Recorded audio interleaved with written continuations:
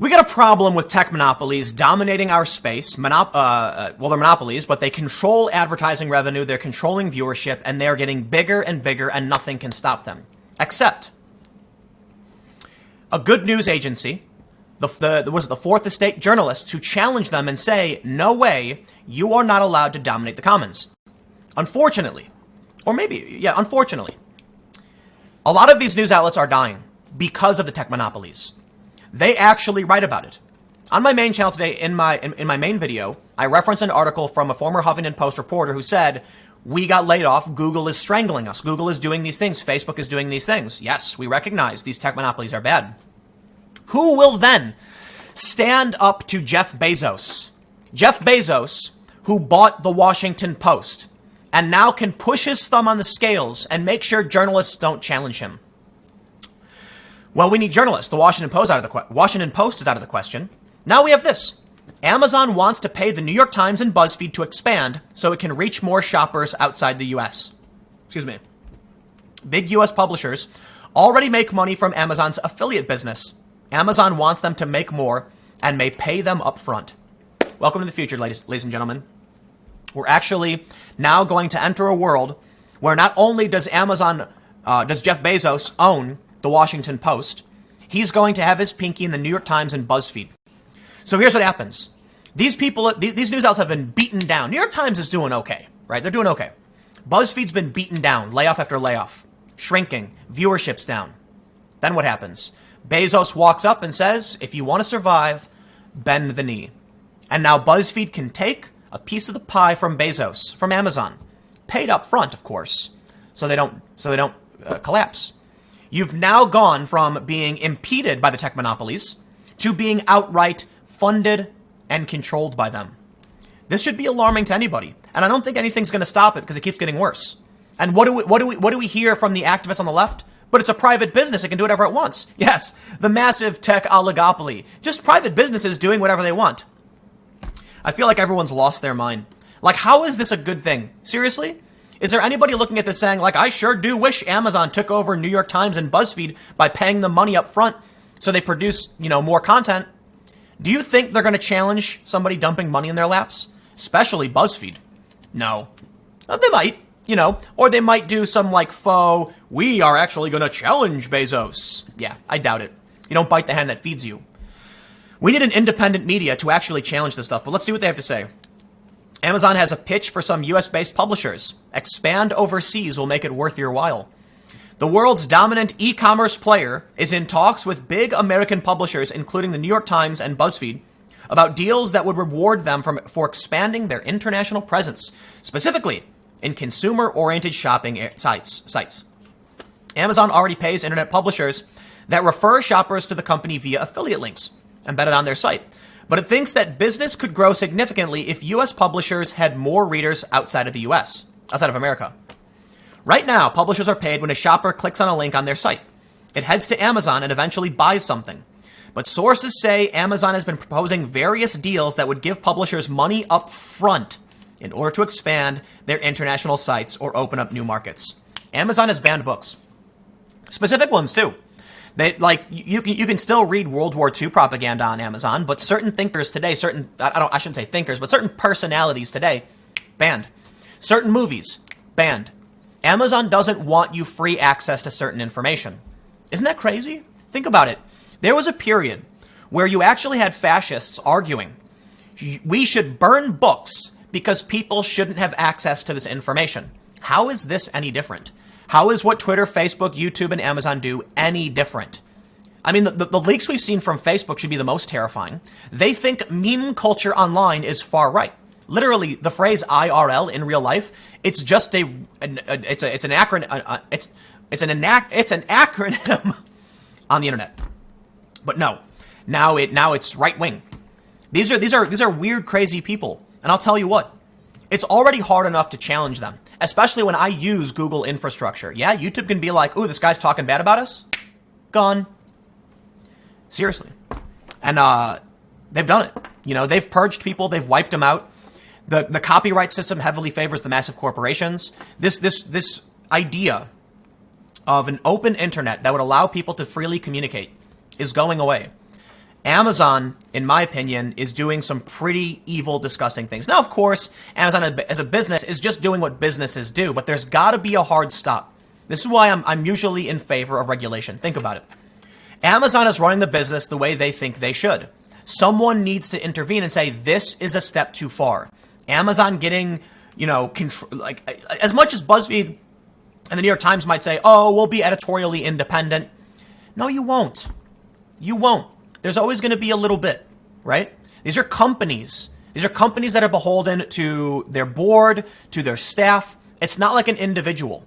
An individual can give them the finger and walk out. Easy. I can make a video about whatever I want. I can say screw you to whoever I want. But BuzzFeed has to worry about the complete and utter shuttering of its business. Not only that, more importantly, do you trust the people who run the New York Times and BuzzFeed? I'm going to go ahead and bet they're business people, not actual journalists who care about doing the right thing, or not people who care about making sure there's a healthy conversation and a healthy democracy. They're people who say, I need to make sure my income doesn't stop. Amazon approaches, how about we give you some money up front?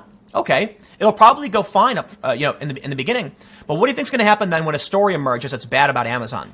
Oh, they'll cover it because they don't want to appear that they're not going to. Or they'll say something like, well, it's a conflict of interest, so we won't. And it's true. It would be a conflict of interest. It would be a conflict of interest for BuzzFeed to report negatively on Amazon if Amazon is funding them. So they might just say, no, don't look at us. We can't do it. And they'll put a little blurb somewhere.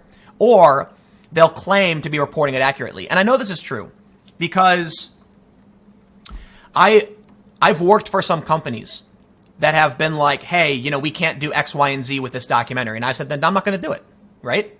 If you want to remove, I can't do that. We're going to tell the story as it needs to be told. I'm not going to have some business come down and tell me what I can or can't do. Let's read a little bit more. Right now, publishers are paid, we read that, okay, up front. In any of the deal, if any of the deals get finalized, they will mark a new chapter for Amazon. While other tech companies, including Facebook, Google, and Twitter, have paid publishers in advance to make specific kinds of videos or other content, Amazon hasn't been in that business before. So let me just stress, it's already that bad. Look at this. I feel like I'm losing hope, man, with just how evil people can be, with just how bad everything's getting. It's almost like why keep fighting? Why try stopping these massive tech oligopolies from taking over when the left has basically abandoned the principle? It's mind blowing to me. I grew up. I'm an environmentalist, right? I was going to say I was because I actually worked for organizations, but I've always been very much about protecting the environment, and that meant stopping massive companies that are acting, unrestrained, that are causing damage. And we can see now these tech companies are absolutely causing damage. They're destroying journalism. They're censoring speech. And now Amazon is trying to get involved with BuzzFeed and the New York Times. Where's the left, man? They're gone. They've been swept up under some religious zealotry of intersectionality, and they're more concerned with how the poor white man has privilege over the middle class black person.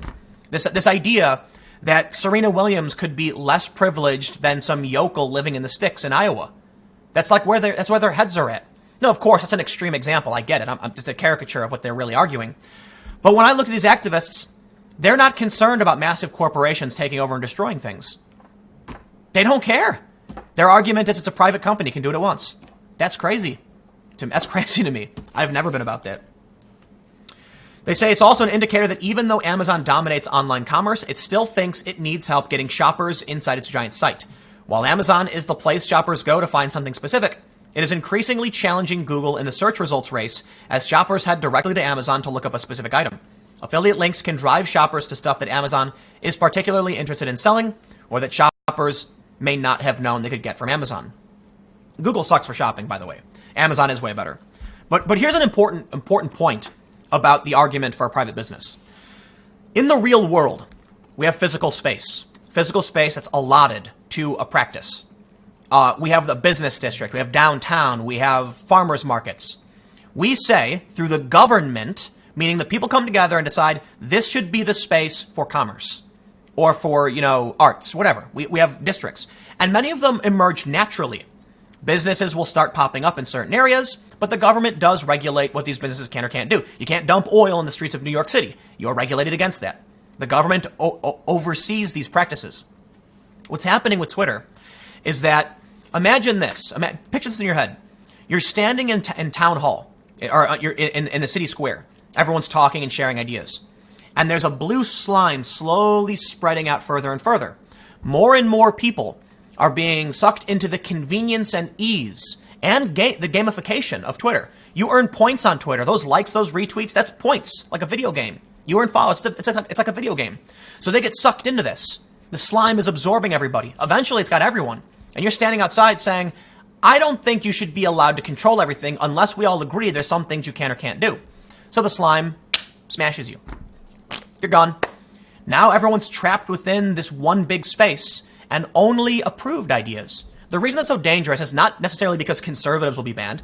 It's because anyone who challenges the machine will be banned. Anyone who says, hey, I think it's a bad idea that Amazon is not shipping my insulin to, oop, you're gone. Poof.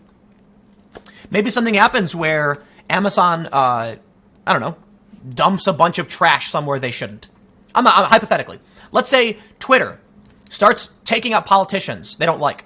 So you speak up, hey, this is boop gone, but it's a private business. We got to stop it now. So maybe that's my problem. Maybe I'm ahead of the market. Maybe I can see the stuff happening because it keeps backfiring on those who demand censorship. But there you go. Unless we do something, this is what we're headed towards. And this is just another story in Amazon sticking its tendrils and taking more space. Okay, they've got commerce. Twitter, Facebook, YouTube, they're taking over the airwaves. And it's not going to end well for anybody. And the people on the ground are too busy fighting each other. And they're going crazy. I got one more video coming up for you in a few minutes. I'll see you shortly.